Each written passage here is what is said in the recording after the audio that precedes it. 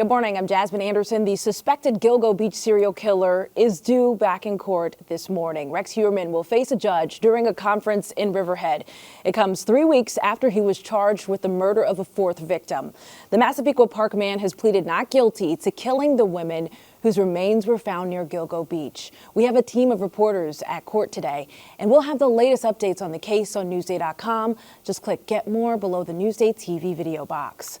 A Brentwood pawn shop owner is headed to prison for running a $2 million retail theft ring. Carlos Ulalo of Patchogue was sentenced to 3 to 9 years in prison yesterday. Police say he oversaw thefts from big box stores, including Home Depot and Target, then sold the goods at his pawn shop, Easy Cash Pawn and Jewelry. Early voting is underway in the race to replace expelled Long Island Congressman George Santos. So who are the candidates vying for the seat? Today, Macy Egland and Paul LaRocco are looking at the Republican-backed candidate.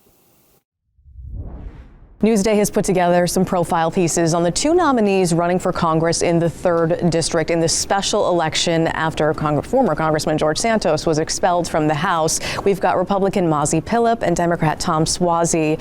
Politics reporter Paul LaRocco is working on a little bio of Mazi Pilip. So tell us about her background. She's not from the area. She's from Ethiopia. She comes from a Jewish family in Ethiopia. Ethiopian Jews were persecuted, in her home country, and she was part of a dramatic rescue mission in 1991 when she was 12, Operation Solomon. The Israeli military, with some help from the Americans, airlifted out about 14,000 Ethiopian Jews. She and her family settled in Israel. She went to school there. She served in the military. She went to college there, and she ultimately came to the United States with her husband in 2005, and only somewhat recently got into politics. Yeah, very new to the political scene here on Long Island. What's her Republican Party saying about that? Yeah, I mean, in a way, she's almost like a candidate for the moment. They see, the issues with the Israel-Hamas war. There's a lot of a Jewish population in the district.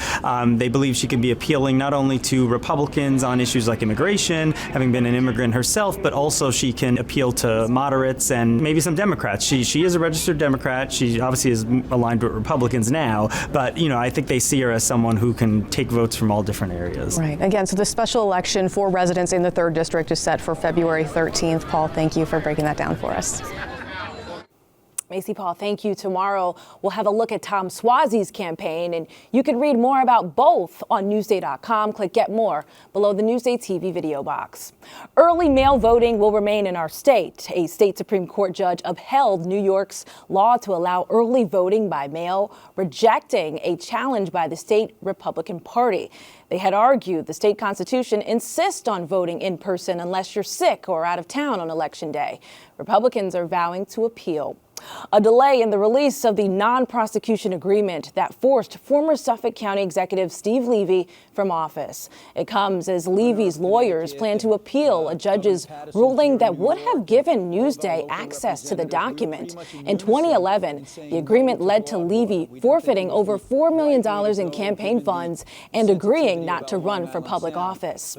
Only in Newsday, major delays in public assistance in Suffolk County. Records obtained by a legal advocacy group found that Suffolk's Department of Social Services was slow handing out SNAP benefits last year. Some residents waited up to 61 days. Federal law entitles eligible households to benefits within 30 days. Sometimes I would have to reach out to different facilities, programs to see if I could get gift cards where I'm able to go to the supermarket and get basic needs, body supplies, household supplies. Sometimes you just want to give up because you try and you just keep hitting the brick wall.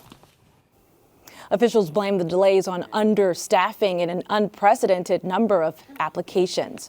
Over 117,000 Suffolk residents received SNAP benefits. Nassau County has a new tourism advertiser. Lawmakers gave the thumbs up to a nearly $5 million 3-year contract with RRDA LI Inc. The Glen Head agency has big-name clients that include Adobe and Indeed. The county dumped Discover Long Island late last year after 45 years of joint promotion with Suffolk County. Long Islanders are remembering country music star Toby Keith this morning. The singer's death was announced early this morning on his social media pages. The statement said Keith, who was battling stomach cancer since 2022, passed peacefully yesterday, surrounded by his family. Among his 20 #1 Billboard hits should have been a cowboy and Beer for My Horses. Toby Keith was 62 years old. Checking out your hyper-local forecast. Sunny today, highs around 39 degrees. Tonight, lows in the 30s. Tomorrow, sunny, highs in the 40s. A look at your 7-day forecast coming up.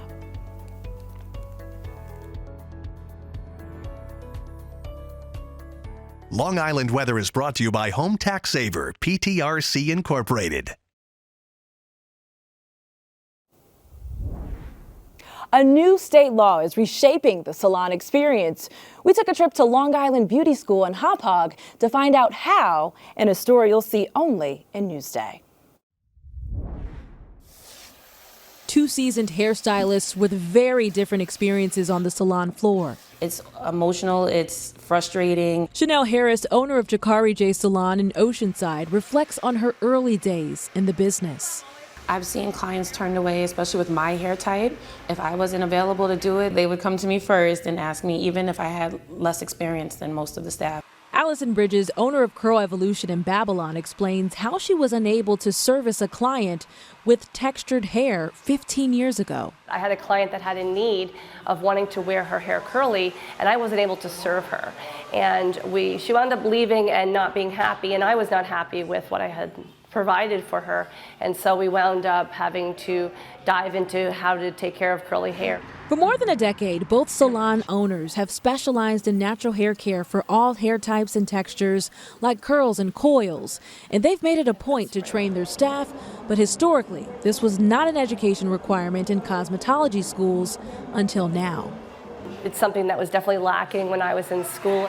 We're trained in school to work on straight hair mannequins. We're trained to work on straight hair clients. Fortunately for me, this is the type of hair I have, so I had a little more experience in it. There's a new state law trying to reshape the salon experience for all.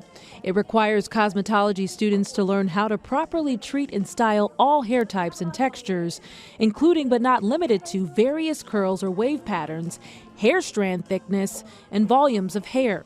Some schools have already implemented the change. Are you finding it easy to stay close to the base as you get to the bottom? Long Island Beauty School in Hauppauge started incorporating natural hair education in July. But you see how that one's a little bit bigger? Yeah. Lead educator Christine Cotto says they've received a lot of feedback from graduates wanting to learn more about textured hair. Here at the school, we do get clients, and so they never know who they're going to get, and we want them to be prepared not to feel nervous. New York State's cosmetology certification requires 1,000 hours in hair education and training. Growing up, I never really had a stylist that knew how to do my hair.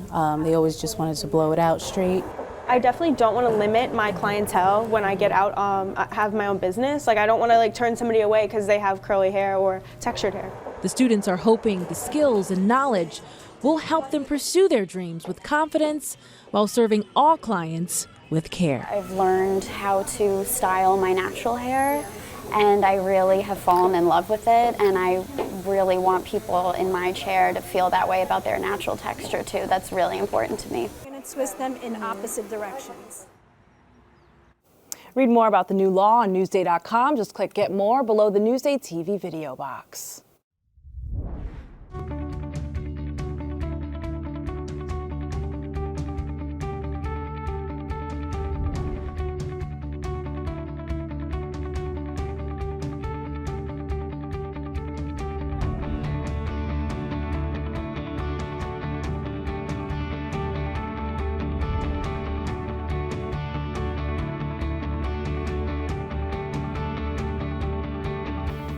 A unique runway show on Long Island. Here's a look at Show Your Shine.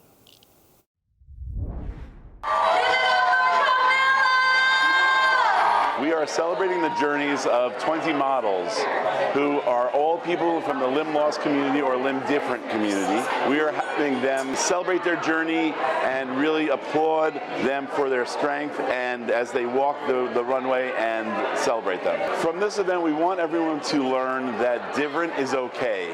And it's okay to have whatever your difference is and not to make people feel out out of place because they have a difference. Everyone inside is the same. If you didn't see that they had a limb difference or a limb loss, you wouldn't know that they're any different than you or I. This foundation has really helped me to understand that it's not just me going through some of the struggles. I think that there's so many kids here that inspire me with their perseverance and their strength and their glow. They go out there, they have a good time, they dance, and they're a part of society. And you know, it's beautiful to kind of show them off and show them that difference is beautiful. Confidence on the catwalk. I love it. Read more stories like this on Newsday.com. Just click Get More below the Newsday TV video box. I bring to light issues that are happening in schools, in police departments that matter to Long Island that they didn't know about. This is a story about an issue that they needed to know the answers to. Newsday, covering Long Island like no one else can. I'm Jasmine Anderson. Thank you so much for watching. We'll leave you with a look at your hyperlocal 7-day forecast.